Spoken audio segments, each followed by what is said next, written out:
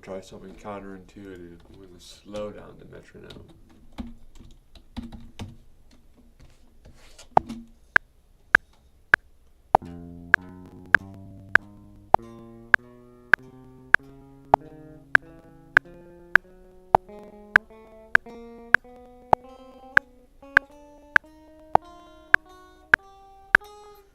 We're gonna focus on the technique of it. And so, one of the more advanced ways of using this spider walk is like holding down your fingers until they are ready for the next string. So you don't have the, so that you kind of train away what is known as the flying fingers or the flying pinky problem. So if you, and you hold your fingers down and then one by one, lift them up right when they're ready to be used. And that trains your fingers to stay close to the fretboard when you're using them. But that takes a little bit of concentration, so I'm going to lower the BPM and just focus on that rather than like upping the speed.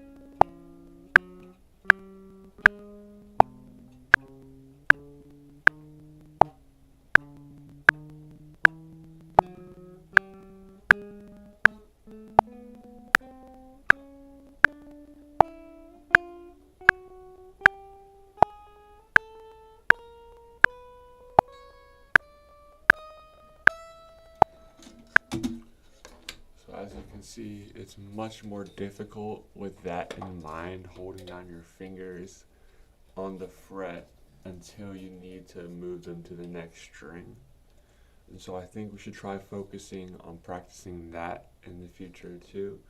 I also saw a very interesting modified spider walk that kind of sounded like, I don't know if y'all know Call of Cthulhu by Metallica, but they're like, I'm gonna try to see if I could find that, but just it's like they make like a run out of it.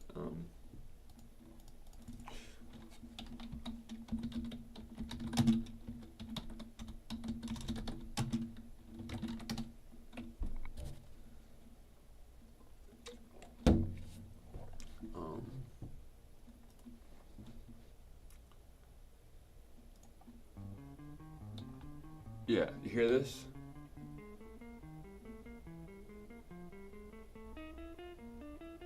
It's like a different. Dun, dun, dun, dun, dun, dun, dun, dun, dun, dun. Sounds a little bit more musical, but it's still a similar sort of concept. This is the guy I was making fun of the other day too. The creative guitar guy that's bald. He has glasses. Very first class dedicated entirely to learning about guitar technique. At the fret here, you could really put it anywhere you'd like on the neck, but I'm up at 5th. And then what you're going to do is start by just moving the index finger over. So we're just going to start with that finger. Right. Notice when I made that move, I didn't flinch. So this is how it works. So it's like we start with a normal.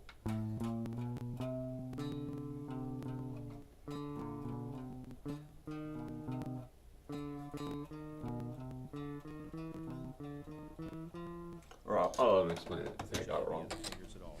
Just the index that made the movement. Then next is the middle, and it's alone in making that movement. We don't have any other movement from any other finger. Next is the ring finger. That finger moves next. All right, hang on. Those movements without on, and you want to make sure that the placement up to the you could allow for the layering on the string above, but again, okay, too. All right.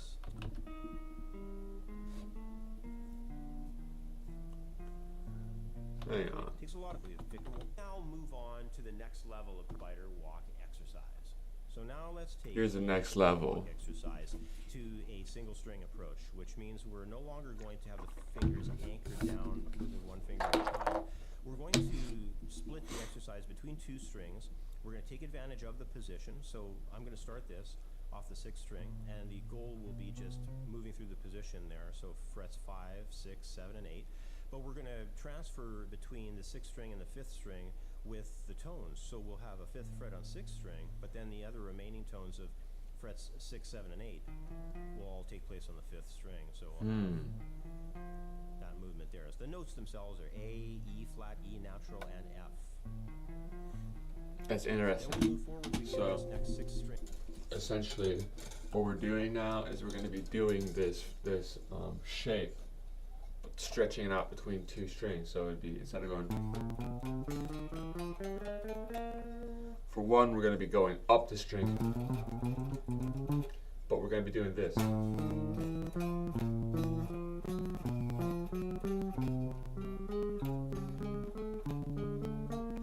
So we do it on the, so, you know, hold up. That's interesting. There's actually, he's added quite a bit of complexity to the spider walk.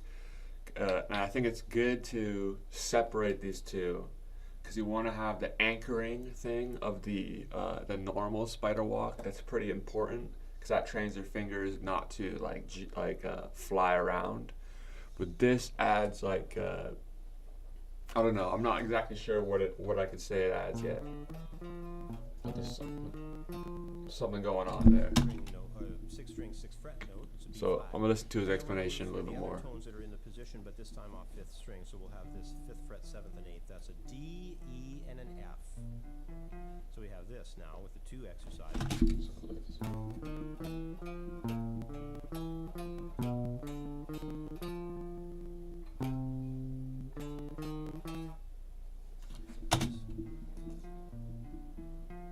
You could probably guess what happens next. We're going to move up to the 7th fret next.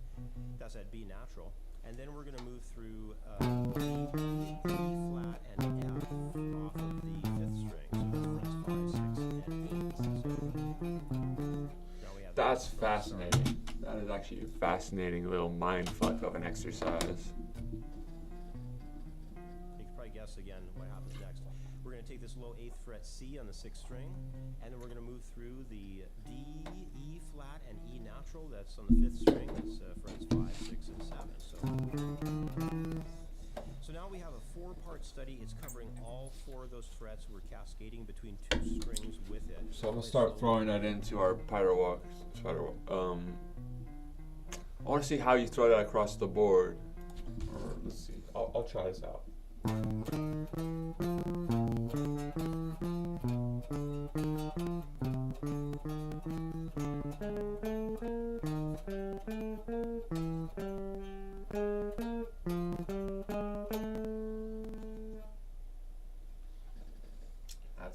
interesting. That's pretty interesting. So, what it still has that same sort of idea of the spider walk, where like you're using your four fingers in that sort of chromatic like shape. But basically, one of the notes is going to be the root, and then you play the rest of the shape on the string below, and then you go to the next root, and then you play all the other notes that was not underneath that root, and so on.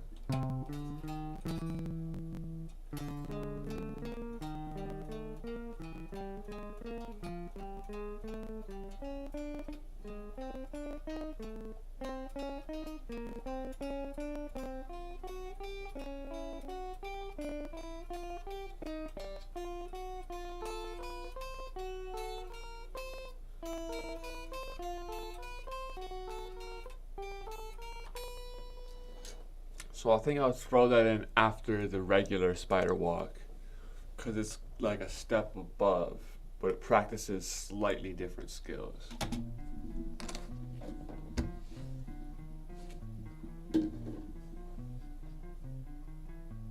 It's a really nice exercise. Now, what you can do with it, of course, is move it through the position and go through all the string sets.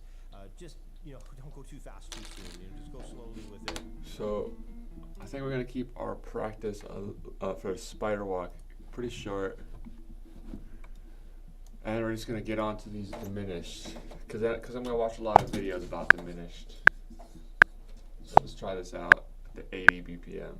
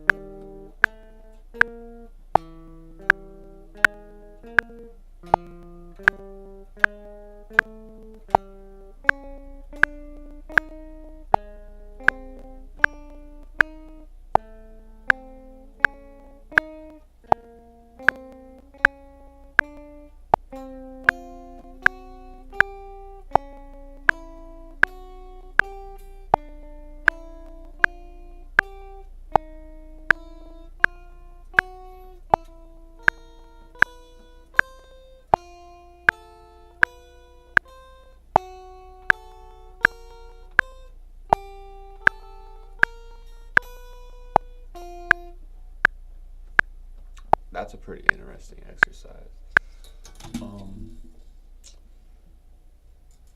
And then I guess going down, then it would be like.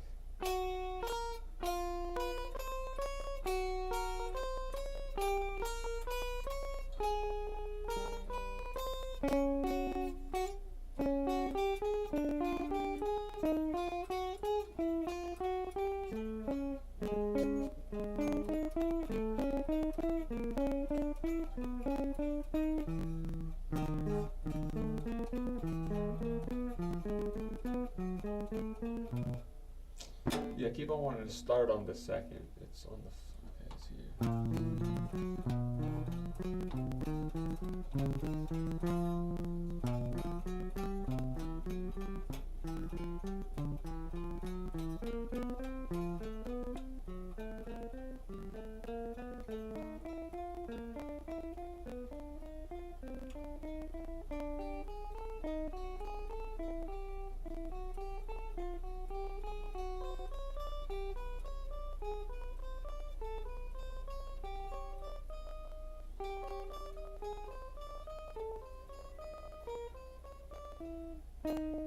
Yeah, when I'm going down, it seems like I want to start on the second for some reason, just intuitively. That's mostly because that is what fits a lot of scale shapes, but we're not really doing a scale here. Or unless you think of the chromatic thing as a scale. I mean, technically, chromatic scale is a scale, but.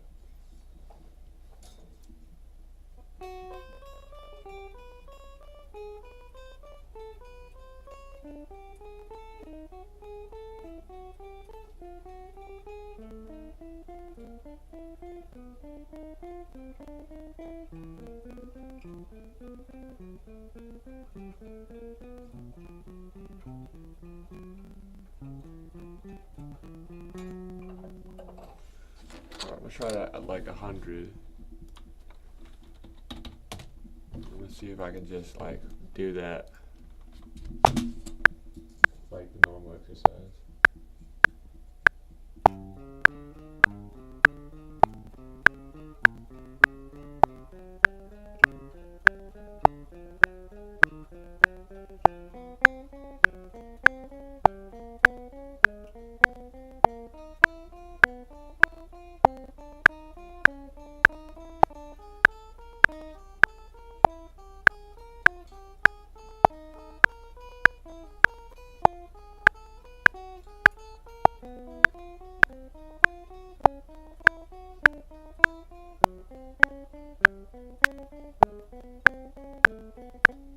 That's tough.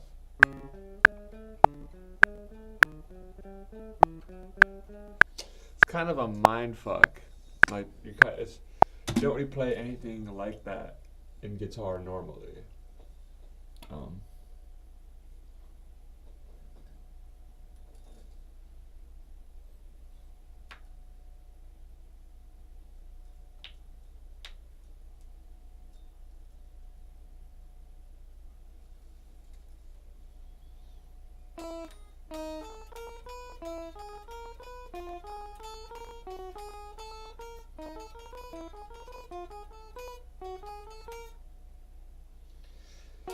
Because normally you don't really think of, you just don't really think about. There's just some weirdness to it that I can't even, you're thinking about the guitars like in a different way than you normally think of with music theory. You're like, as this one goes up, because you're actually thinking about what's efficient for your fingers, right? And so it's like there's one note. It's the same thing as the spider walk normally, in the sense that it's one note per your finger. However, you're switching one of your fingers for the other string each run, and so like it makes it more complicated.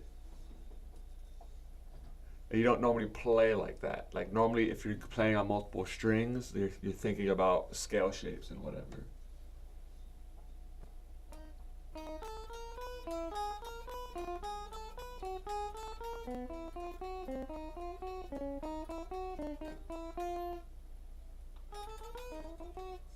So it's like you got this one, and this one it's still four notes, but one of the notes is switches like to the string below each time.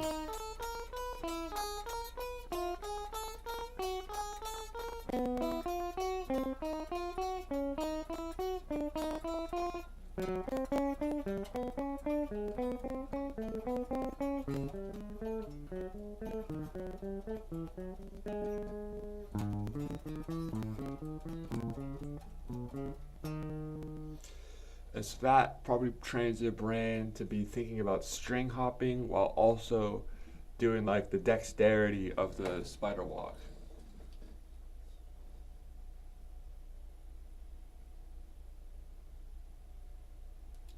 And the thing about the regular spider walk is that we also get to train your fingers to be anchored to the fretboard. A lot of people have this problem where they have the flying pinky. Look that up, the flying pinky. Where it's like your pinky is just like, it doesn't want to stay down, it just like flies away. And that's not good. So the closer you can keep to the fretboard, the more efficient your movement can be.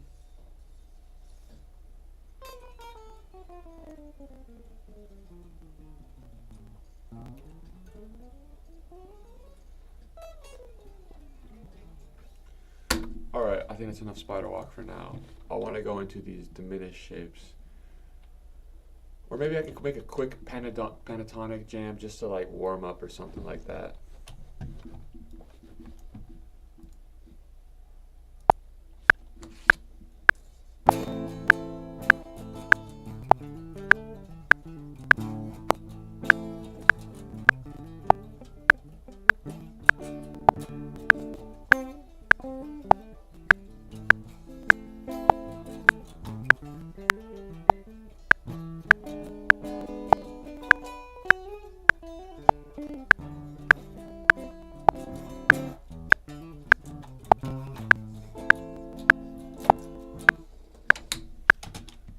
That was awful.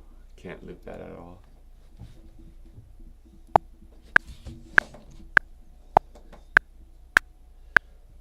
Yeah, I'll do like a blues loop because I got this blues song I'm working on. And then we'll go into diminished, and then I'll eat some brekkie. We'll call it early today.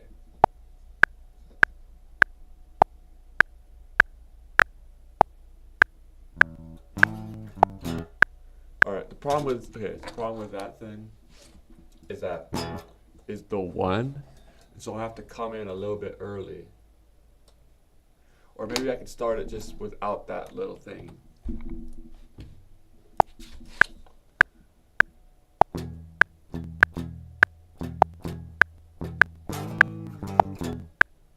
Alright, let's get us to the beat. See, the beat's pretty fast for what I'm trying to do. Like, I already put it kind of slow, actually. But I gotta have it like even slower because it's like a slow blues jam.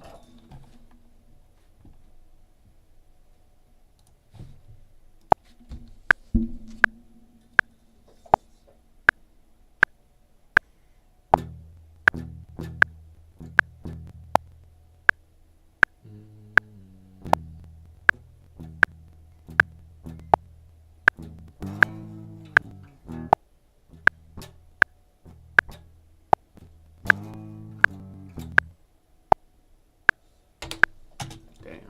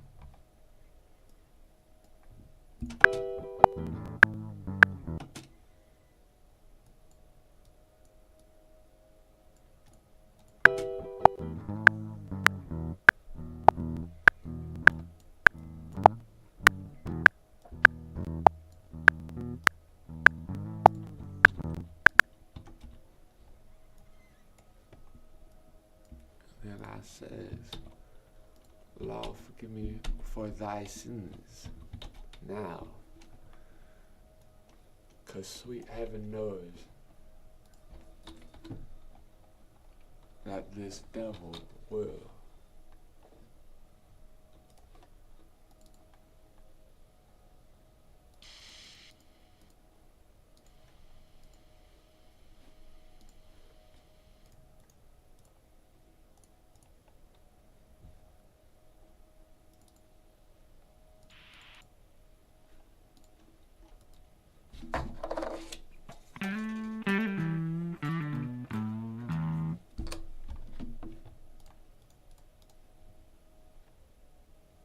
We're just gonna jam on that for a wee bit.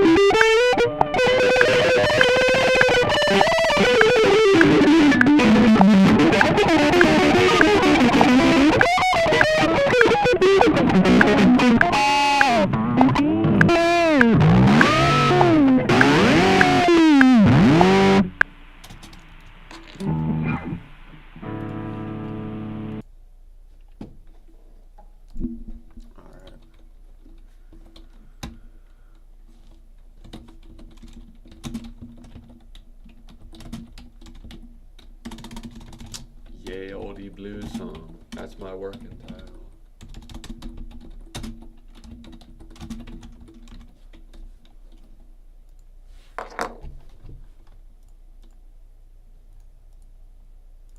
Now we're gonna get into diminished.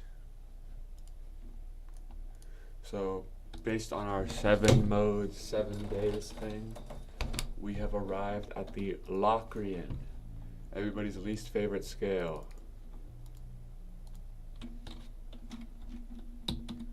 So I'm just gonna look up some information about diminished chords. Just go through it. Today's a low-key day. I gotta get out of here before at like, I got something to do at 11.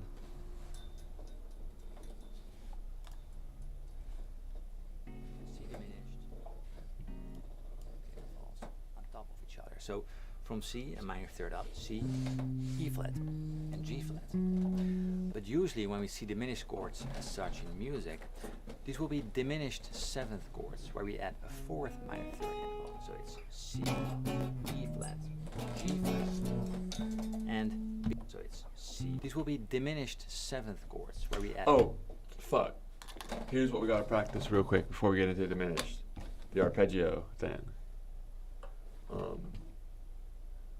I think we got the time for it. I'm just gonna go around the circle of fifths. I was practicing it the other day. I think I'm getting better at it.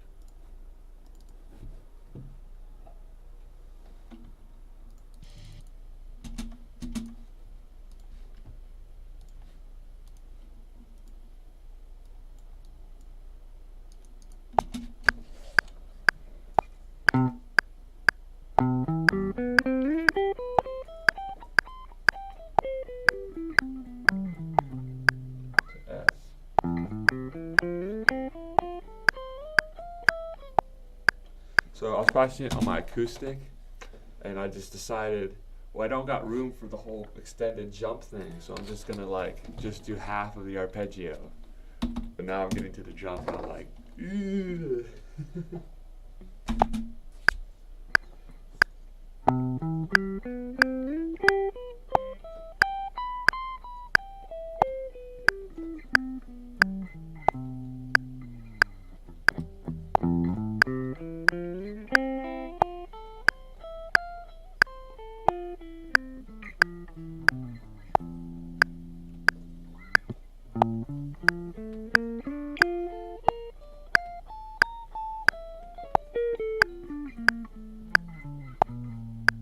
E flat.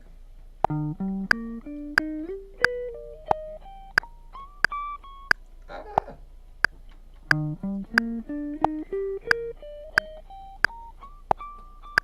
That's right, you got a bend on E flat. And what I decided for E is I'm just gonna play it down here instead with the open string. But for E flat, we can fit it in.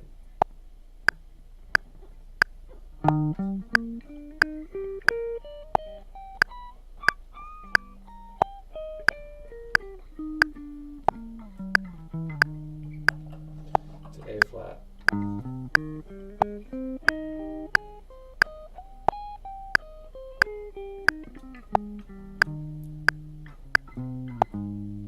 Shit. D flat.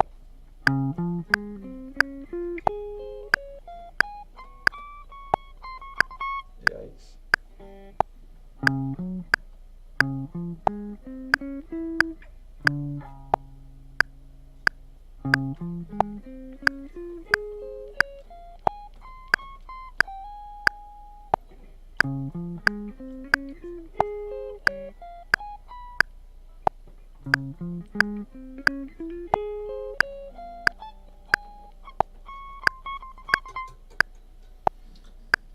So D is the one that fits perfectly. D flat is just below that. It's does not. It's kind of not as comfy.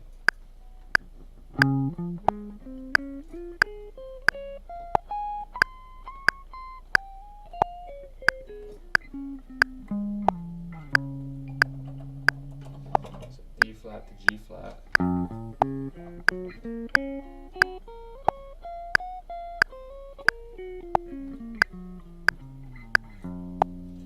To B, to just B. in the natural notes now.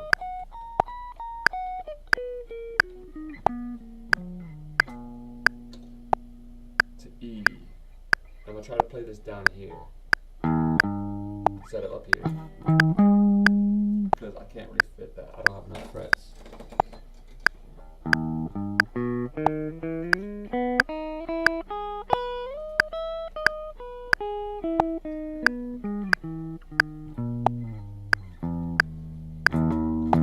Yeah, playing the open E for it's kind of awkward, but it's less awkward than doing the double bend.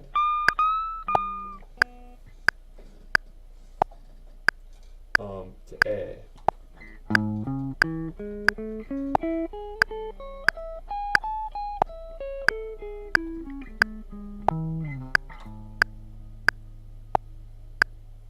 To D.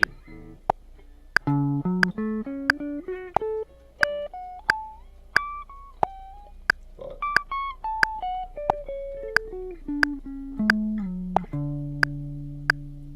to G.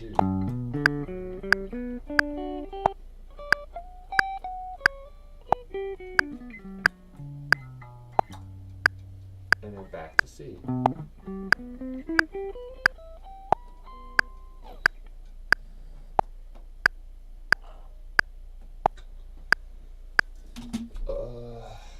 Yeah, I mean,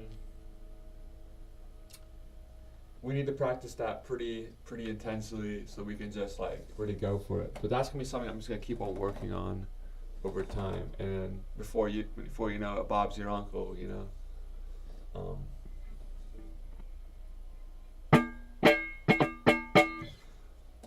I think I'm trying to just like really go for it with this diminished stuff. So I'm just gonna. I would try to learn the minor 7th arpeggio shape right now, but I'm just gonna go for the Fourth minor diminished. third interval. So it's C, E flat, G flat, and B double flat or A. Let's call it A for now, more on that later. So now we have 4 notes, and there's 3 fairly easy ways to play the diminished chord. 3 ways. Root on the 6th like this. Root on the A string like this. C diminished. Or the root on the D string. So yeah, there are these complicated, like string jumps, I guess you could call them.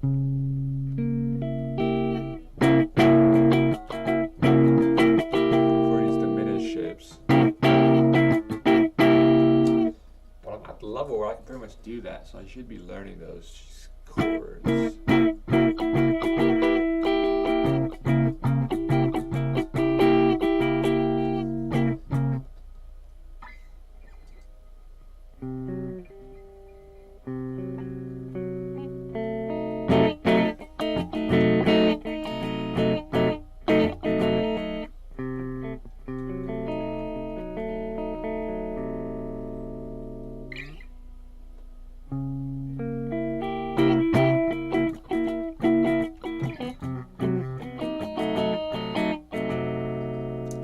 So what's funny about these diminished shapes is that it's like a lot of these normal shapes, but then you add like a note that like accents them differently, and then it makes them all diminished. You know what I mean? Because this shape right here, you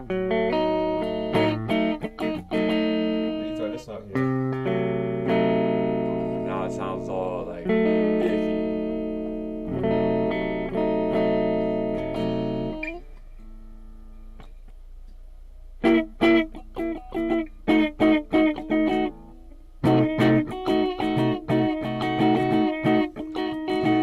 This one's interesting right here.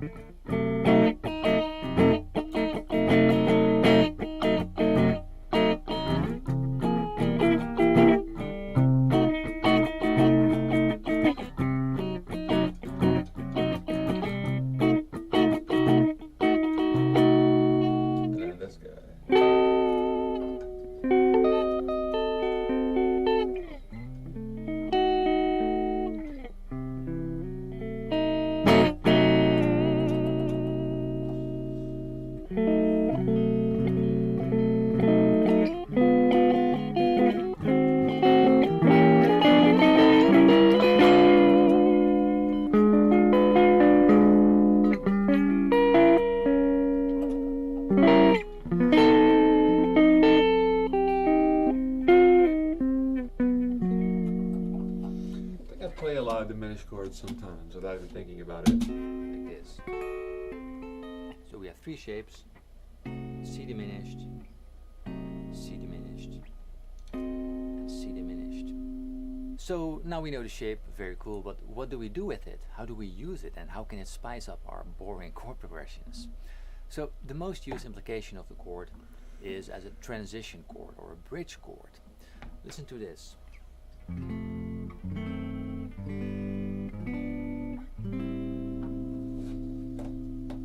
How good does that sound, right? The chord is just an F, a G, and an A minor, three very common chords, but in between of those chords we play diminished chords. It functions as a bridge between the F and the G, and in between the F and the G we find the F sharp or G flat, and on that note we play our diminished chord. So it's F major, then go to F sharp, diminish like this, 2, skip the A string, 1, 2, 1 on D, G and B, and then go to G major. So we have F diminished, G, wonderful, and we can do exactly the same from G to A minor. So what lies in between the G and the A minor? Well, the G sharp, so G, G sharp diminished to A minor. Very beautiful. What we create is a chromatic rising line in between the chords from F, F, F sharp, G, G sharp, A minor. I'm such a good singer. Anyway, you get the idea again. Alright.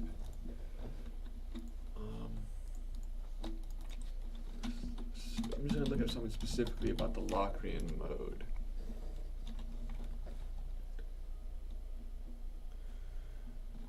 Yeah, this is what happens when you're trying to become.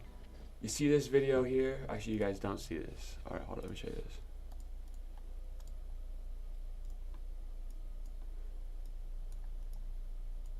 This is what happens when you're trying too hard to become a YouTuber. You just start doing fucking ridiculous gay shit like this. The scariest mode I've ever played. And then he does a face where he's like, oh, oh, please click on my video. Oh. Hey everybody, my name's Adam from Jamsville.com, and I'm going to be talking about the Locrian mode. So, the Locrian mode is the 7th mode in the major scale. So if you take any major scale and start it from the 7th note, that will give you the Locrian mode. So for example, if we start the C major scale from the 7th note in the scale, which is B, improvisation on the Locrian mode. So Locrian is what we get when we start a major scale from the 7th degree, but it can also be thought of as a major scale. So the major scale. For the most, so we're basically the same C.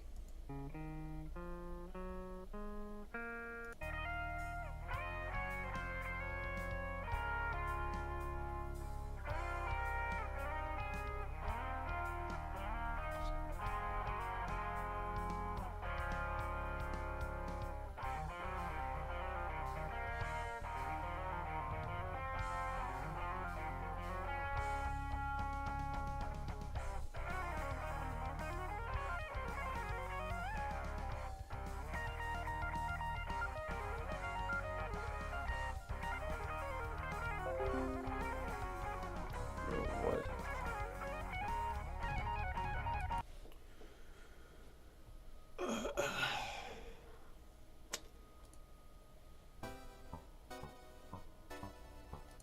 The Locrian mode is a minor scale where the 2nd and 5th degrees of the scale are flattened.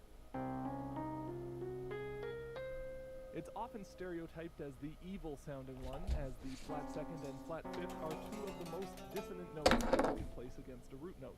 If you were to build a characteristic chord out of the Locrian scale, it would be a half diminished chord, with the root, the flat 3rd, the flat 5th, and the flat. The half diminished chord.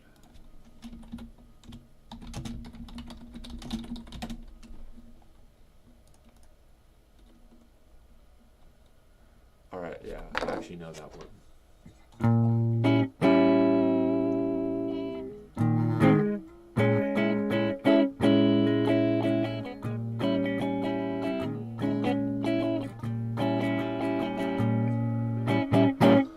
So that's interesting. My fingers wouldn't naturally go there over Locrian, but this guy claims that is the most common chord to play over it. So let's think about this.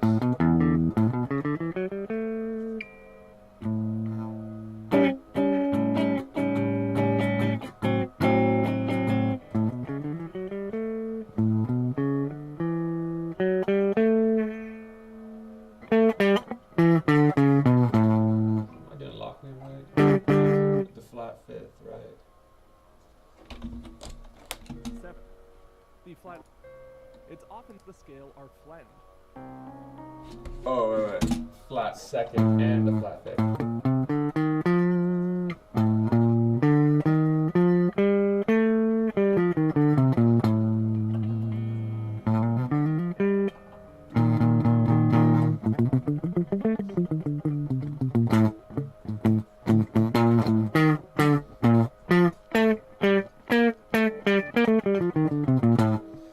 That's cool. So it's kind of like a Phrygian without a flat fifth.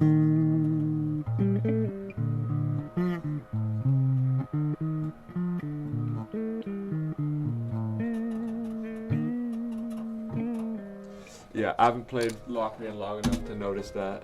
It's Or often think about it in that way. The evil sounding one, as the flat second and flat fifth are two of the most dissonant notes that you can place against a root note.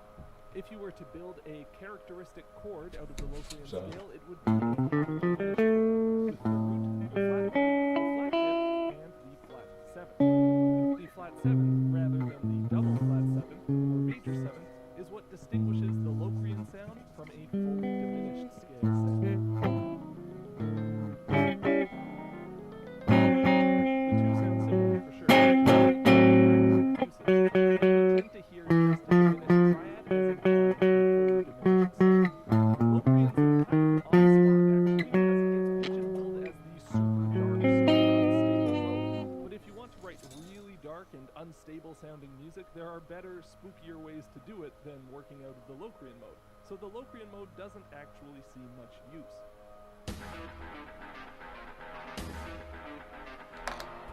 At Dooms, there is a natural fifth in this riff, true, but it and fills in scale, a perfect example of this. The main guitar riff takes a walk down the Locrian scale from the root E to its Oh, that's interesting. So the song from Doom is in Locrian. Ooh. flat, and fills in the space between each note with just a low E. There is a natural fifth in this riff, true, but it actually resolves up to the flat sixth, C. So I'm tempted to call it a chromatic approach note and not really count it. Either way, the phrase It just says that there's a fifth in there, and how can you say? No, it's like a transitional a note. big fat tritone between the root and the flat fifth and draws out the general. This dude's curve reaching, of the honestly. sound. This dude's reaching.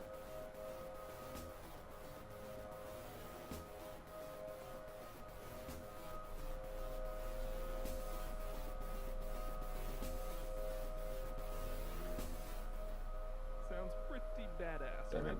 This same riff is moved around to different chords as the piece goes on. First up to the 4 chord and back, and then over this turnaround that uses a C sharp Locrian scale followed by a B Locrian scale.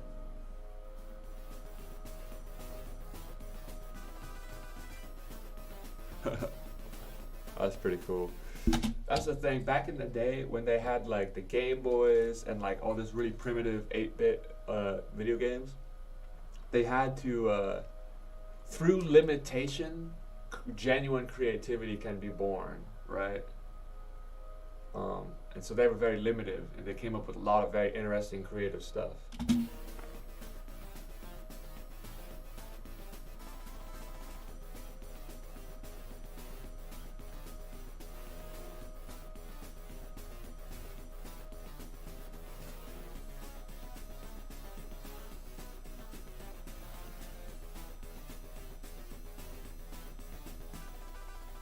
This is an example of using different. Here's a great quote. If God is all-knowing, all-powerful, and all-seeing, what does he lack? Limitation. Chords, each each built from their own respective Locrian sound instead of drawing a whole progression out of one single scale, which is an approach I'll talk about more in a future video. But when the going gets tough and it's time to really kick things up a notch, the music totally abandons the Locrian mode and ramps up the dissonance through other, more effective means. The main guitar riff is harmonized with natural ninths, raised sevenths, flat sevenths, and double flat sevenths at will, just to make sure every note in the riff feels as gross and dissonant as possible.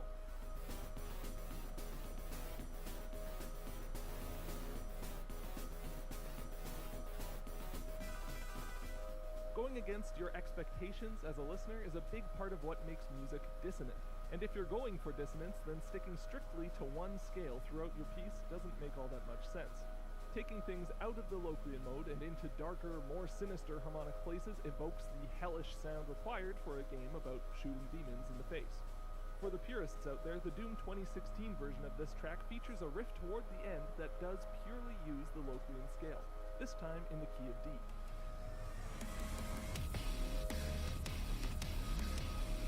Oh my god, dude. The 2016 Doom sound like they're literally putting like some fucking dubstep fucking trash. This dude's a fucking nerd, but I guess his YouTube channel is called 8-Bit Music Theory, so it's probably about music theory in video games.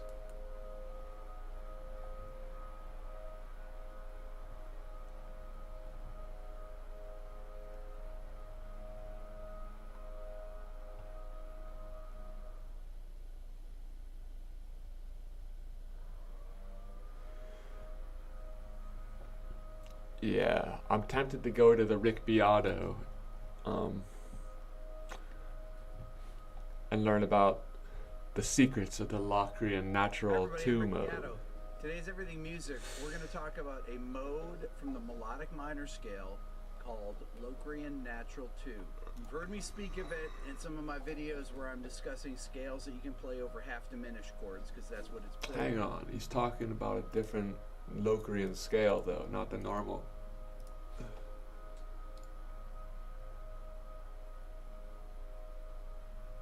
Right.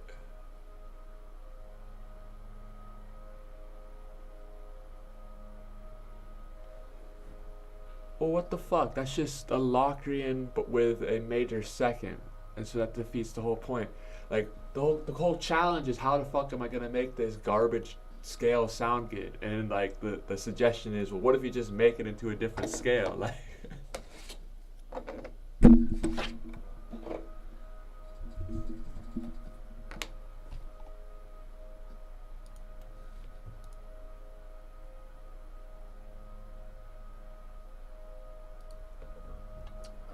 But it is a particular sound that is really, to me, Alright. Let's see if I can. Fuck these videos. I'm gonna see if I can understand Locrian over the fretboard.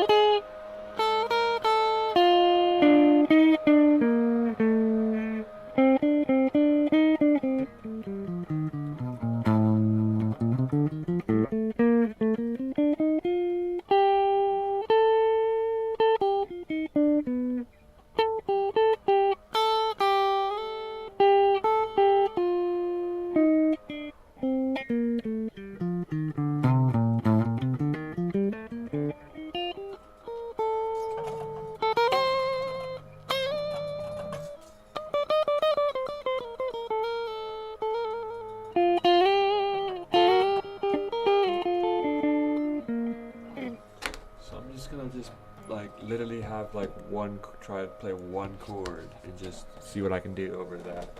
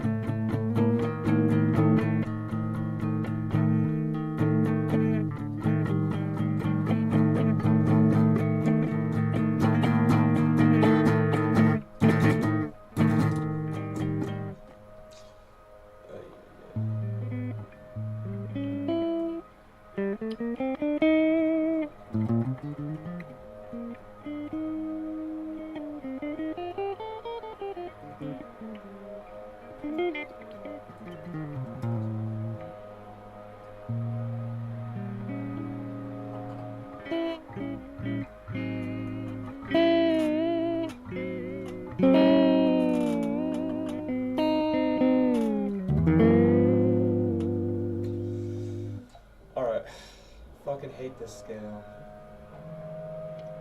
I've confirmed it now. I'm not a fan of Locrian.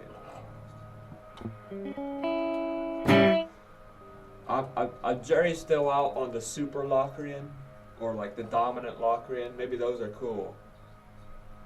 This shit sucks, dick.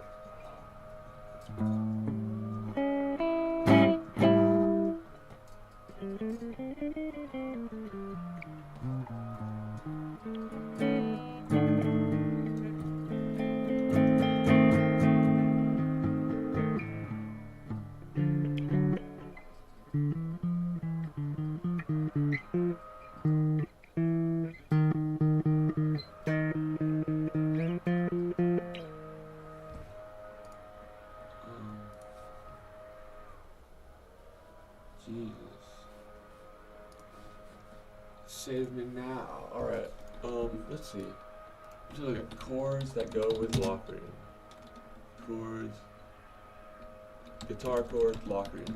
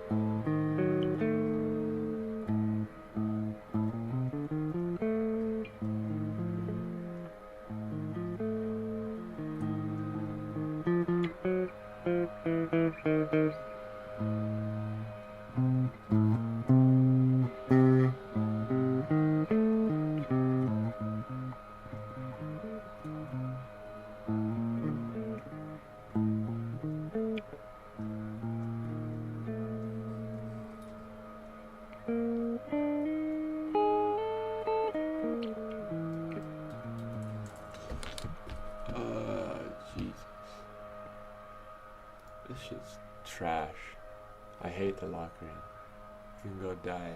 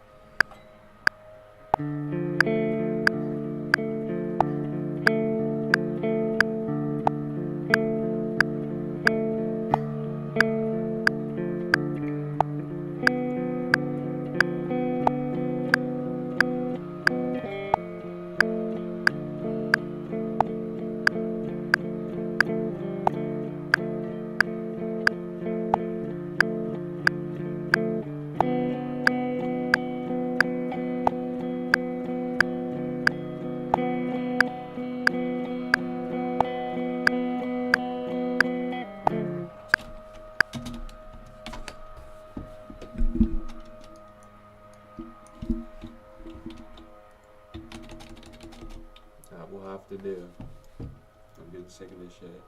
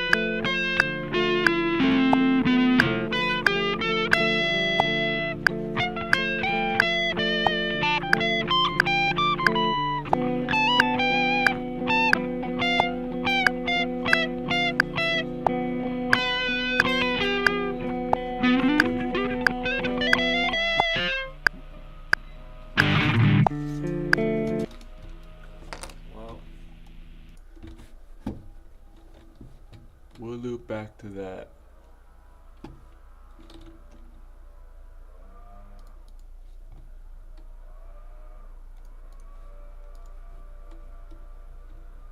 Maybe the locker is not so bad. Not so bad. I think I might have cheated on accident though. Like I might have accidentally put it in just normal minor. I'm not sure.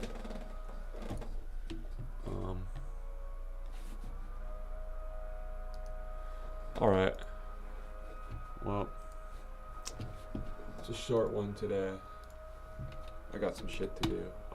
I got some shit to do. I gotta eat some food. And then I gotta go to something.